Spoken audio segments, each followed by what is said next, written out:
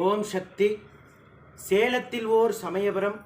இந்த சேலத்து சமயபுரம் மாரியம்மன் தற்சமயம் ஆயிரம் பக்த கோடி பெருமக்கள் அமாவாசை தோறும் இந்த அம்மா வழிபாடு செய்துகிட்டு இருக்கிறாங்க.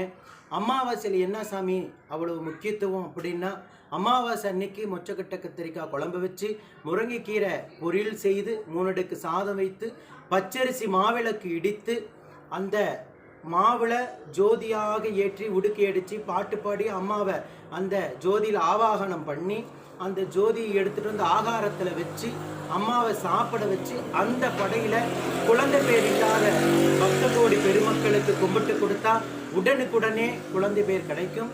அதே போல் அம்மாவுடைய சூளத்தில் ₹1 நாணயத்தை மஞ்சள் துணியில் முடிஞ்சு உங்கள் வேண்டுதல் எதுவாக இருந்தாலும் சரி கட்டி முடிஞ்சிங்கன்னா அம்மா உடனுக்குடனாக அதுக்குண்டான தீர்வை கொடுக்குறாங்க. சரி சாமி, இந்த அம்மா எப்படி இங்கே உருவானாங்க, எத்தனை ஆண்டுகளுக்கு முன்னாடி உருவாங்க அப்படின்னா, அம்மா ஆதியில் சுயம்பம்மா, கீழே சுயம்பாக இருந்தாங்க. பூர்வீக இடம் தாத்தா வழிபட்ட அம்மன். நான் சின்ன வயசுலேருந்து அம்மாவுக்கு கைங்கரியம் செய்துக்கிட்டு இருக்கேன்.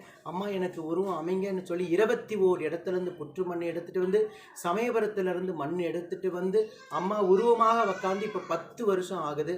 அதே போல் சேலம் புதிய பஸ் நிலையம் இறங்கிட்டு சாமிநாதபுரம் இபி ஆஃபீஸ்ன்னு கேட்டிங்கன்னா எல்லாத்துக்குமே தெரியும். இபி ஆஃபீஸ் ஏத்தாப்பில் சேர்ந்தது அம்மா குடிகொண்டு இருக்காங்க. உங்கள் பிரச்சனை எதுவாக இருந்தாலும் சரி ₹1 நாணயத்தில் அம்மா தீர்வை உங்களுக்கு கொடுக்குறாங்க. அதே போல் அமாவாசை அன்னைக்கு காலை 10 மணிக்கு கும்பப்படையில் ஆரம்பம். 10 மணிலேருந்து இரவு 8 மணி வரைக்கும் அந்த பிரசாதம் கொடுப்போம். எத்தனை ஆண்டுகள் குழந்தை வர இல்லாதவங்க 15 வருஷம் 13 வருஷம் 8 வருஷம் 9 வருஷம் இல்லாதவங்களுக்கு 3வது மாதமே கருத்தங்கி குழந்தை பேர் எவ்வளோ பக்தர்கள் அடைஞ்சிருக்காங்க. நீங்களும் இந்த ஆலயத்தை தேடி வாங்க. ஓம் சக்தி பராசக்தி.